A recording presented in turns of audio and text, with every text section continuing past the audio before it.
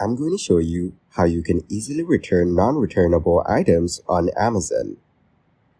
First, go to the Amazon app on your mobile phone. Make sure to log in or sign up to your account on Amazon. Next, tap on the profile icon shown at the bottom. Now select your account option given here. Then tap on Contact Us under Customer Service. After that, scroll down to find the I Need More Help option. Here, tap on it and you will get two options. The first one is to chat with customer service and the second one is to request a call now. If you tap on Request a Call Now, then you will provide your number. If you tap on Start Chatting Now, then you can chat with customer service by telling them your issue.